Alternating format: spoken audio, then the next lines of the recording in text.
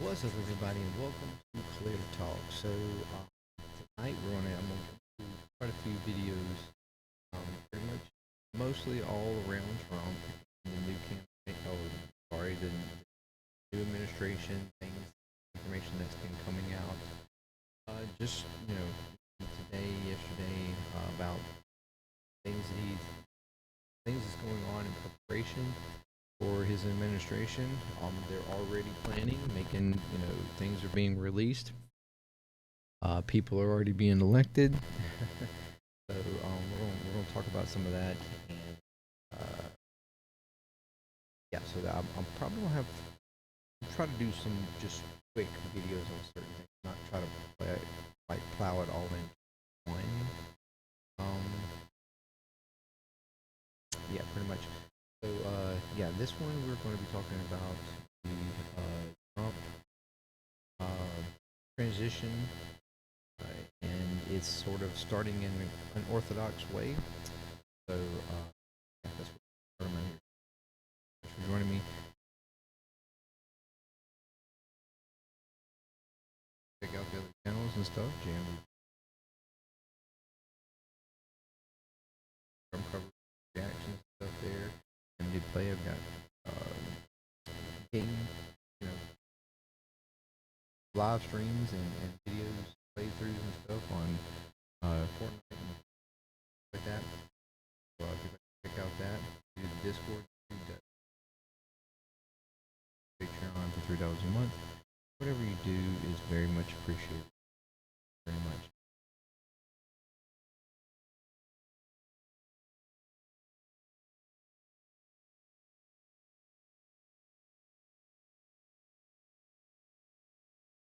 Article here from Independent.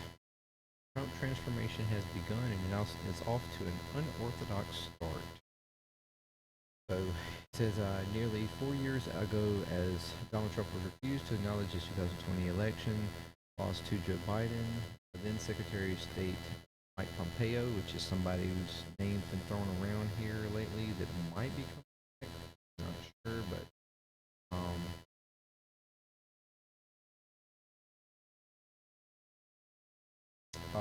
he's basically throwing up about how there will be a smooth transition to the second Trump administration. Gives us kind of something back in, when questioned on whether or not there would be a smooth transition to the Biden administration from the Trump administration. This was like an infamous moment where, in answering the question, he says there will be a smooth transition to a second Trump administration. Kind of playing into the idea that they thought Trump was going to wind up staying in office or whatnot. At that point, because this is in 2020, and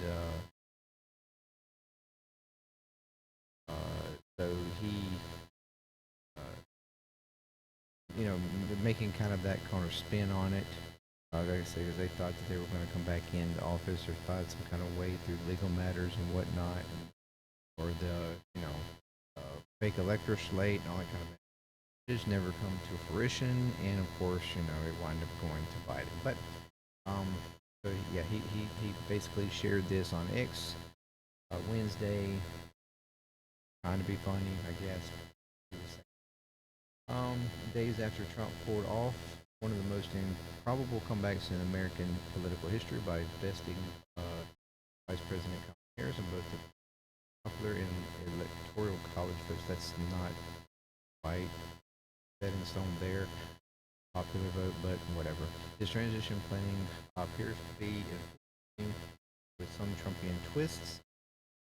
Late Wednesday evening, Trump's transitional chairs Howard Lutnick and Linda Mahon, whatever, issued a statement in it. They said Trump would be selecting personnel to serve our nation under his leadership and enact policies that make the life of Americans affordable, safe, and secure in the coming weeks with a wide array of experts they've assembled for their review.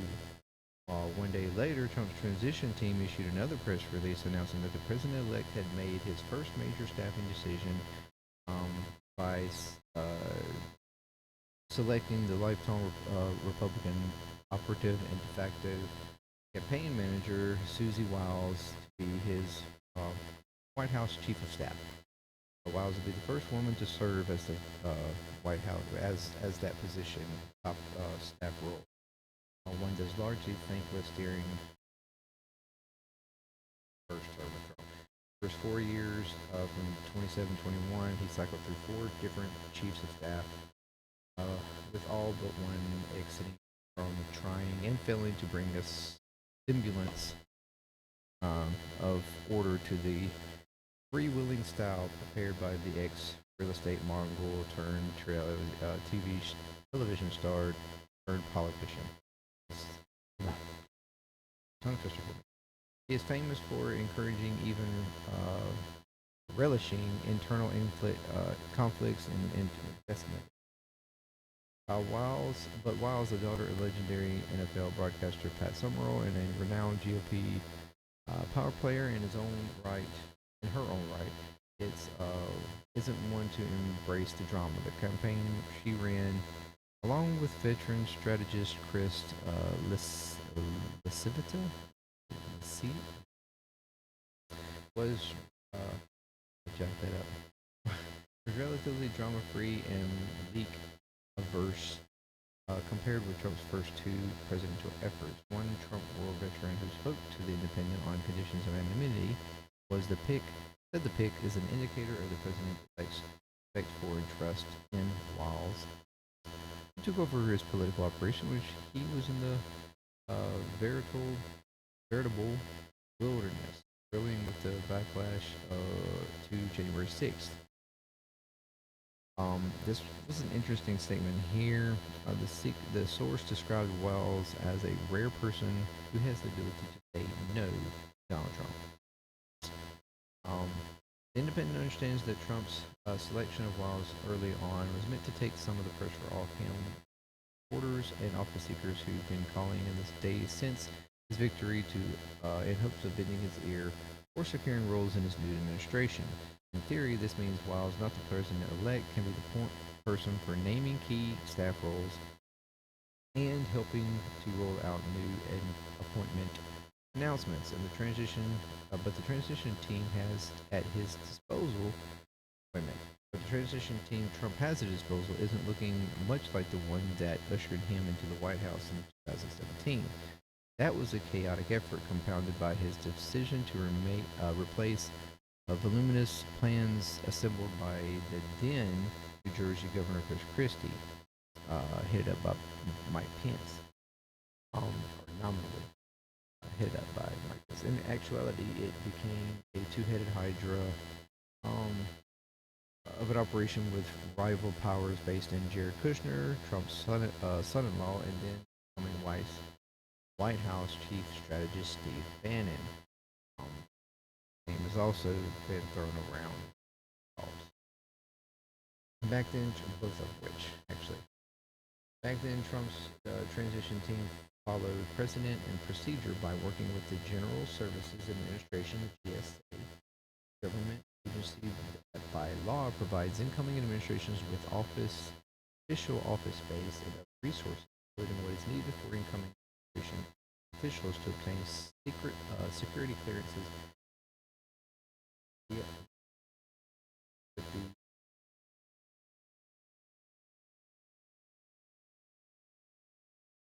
The myriad federal agencies that will have to staff and supervise at noon on January 2020. But this time, it appears that Trump's team would skew much of the official support in favor of a privatized model without precedent in modern history.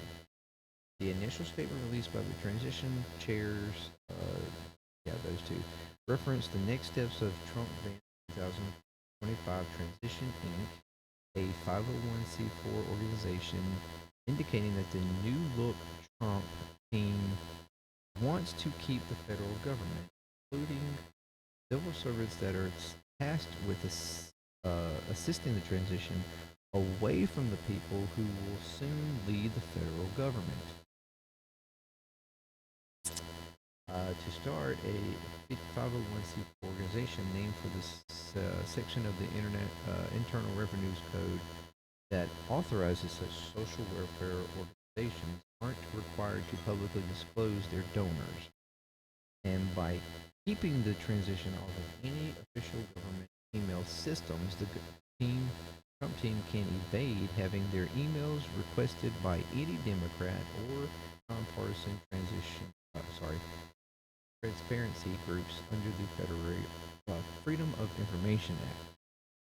As of now, the Trump transition hasn't signed the memorandum of understanding that officially starts the transition process by letting the incoming team interface with GSA and gain access to office space, IT equipment, fleet vehicles, mail management, and payment of compensation and other expenses available after any election is conceded.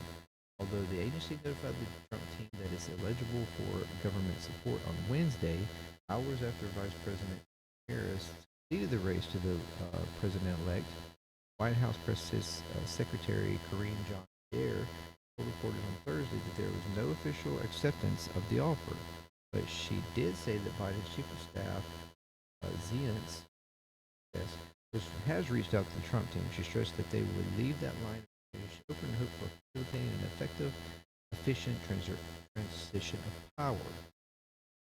Okay, so which we'd all already heard that of course they're going to transfer, no problem, no big deal. But here's what Trump's allies in the Trump team are trying to cook up. Yet Trump's allies are indicating that transition may not be so smooth. Reporting from the New York Times and other outlets has also indicated that Trump and his teams are strongly considering skipping the process by which administration officials normally obtain security clearances after FBI background checks. Instead, Trump's aides have reportedly argued for the president-elect to unilaterally grant clearances to top aides based on private background investigations done by a firm contracted by the transition.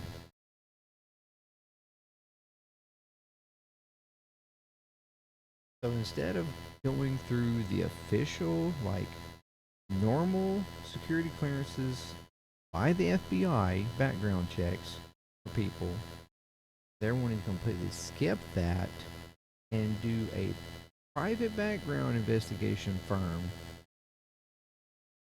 hired by their team.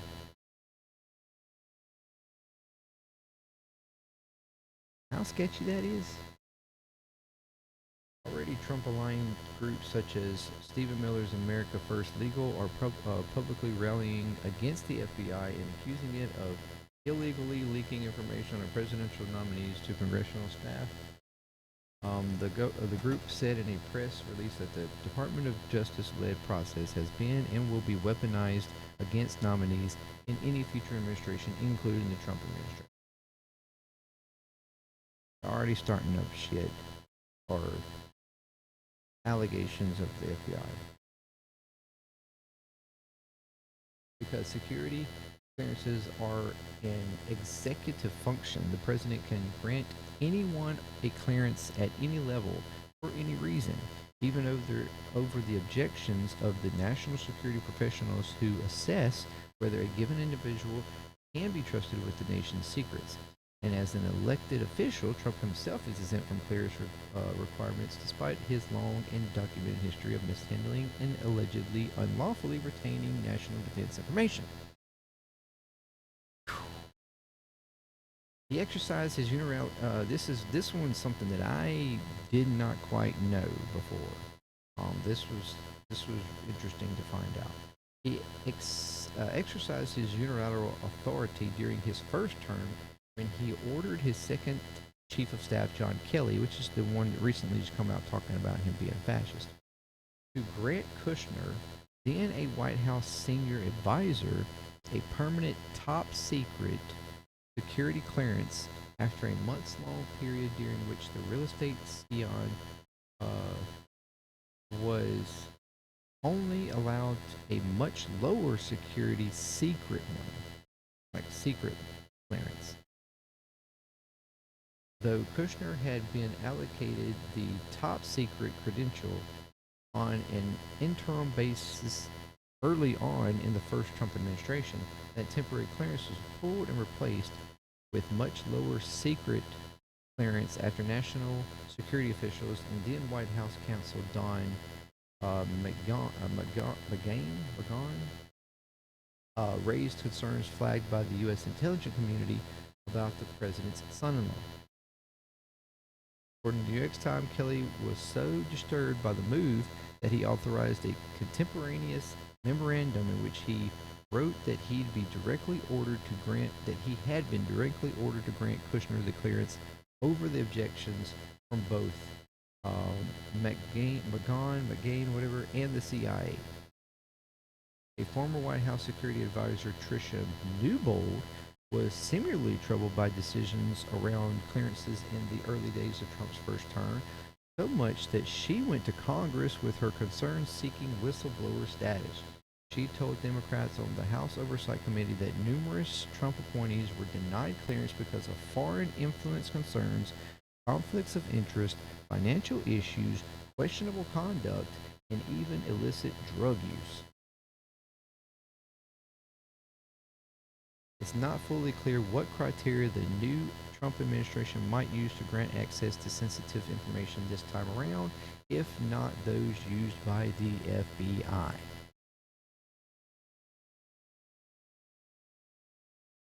So already in his first administration, he was trying his best to give clearance to people, top secret clearance, and authorizing clearances to stuff that, to people that the intelligence departments and stuff were flagging as problematic, for having such type of clearances and bringing up this issue and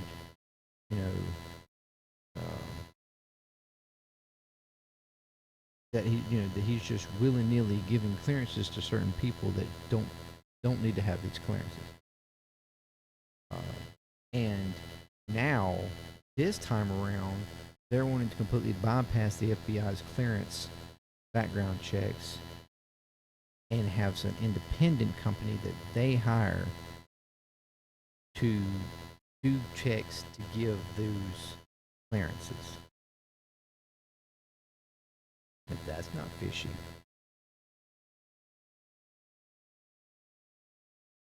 Usually, appointees are screened for foreign ties, potential conflicts of interest, and susceptibility to blackmail. But given Trump's full documented obsession with loyalty, it's very possible that fealty to the new administration, not the United States itself, could become an important metric.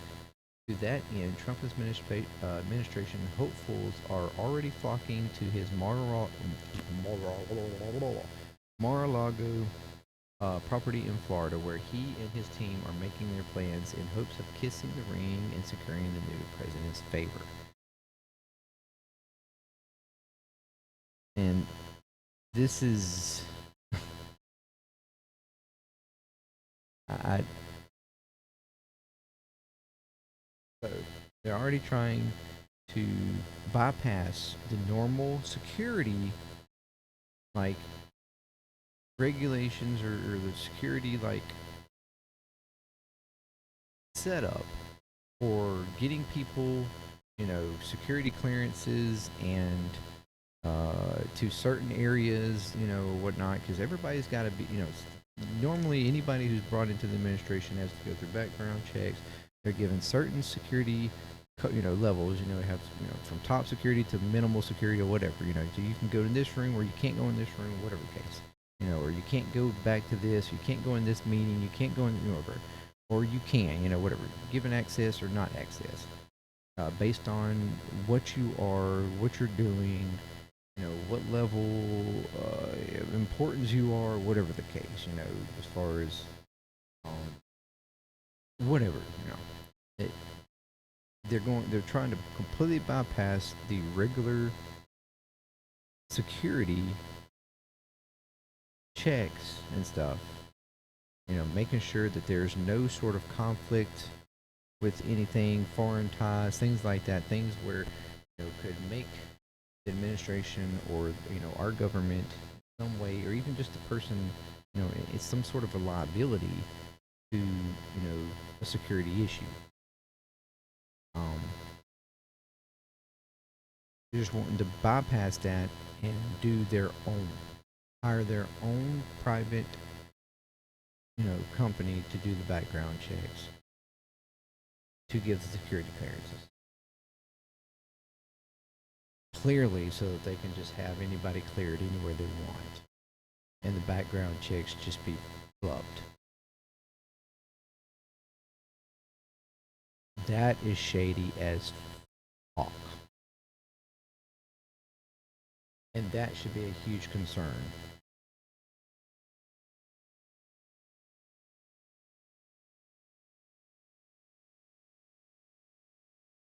Uh, they're already trying to ignore systems in place, administrative systems, and things that are set in place with our government. They're already trying to completely ignore that and set up their own administration with their own loyalists, their own security checks, their own everything.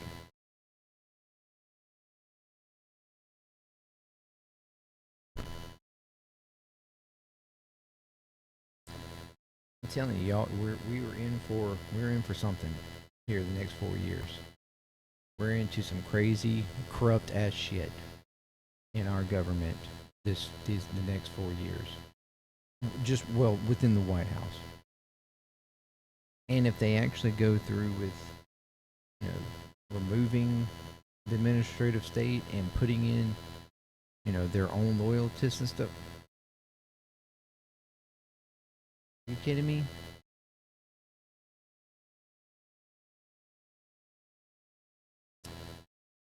Uh, that's wild.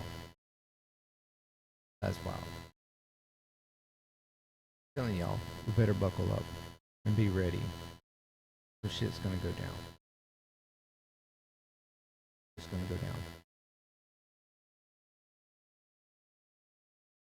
We've been trying to warn about this kind of stuff. I'm telling you, Project 2025. There's another group out there, America First, something that they also are looking at. Some are thinking that they're going to go more towards that instead of the Project 2025, but they're probably going to pull both of them. They're probably going to throw them together, and they're going to pick and choose from which things they like the most, or which ones they think they can actually pull off, and they're going to do it. This is his legacy term. He is going to do all or nothing here. This is where he wants to make his greatness, make his name known in history.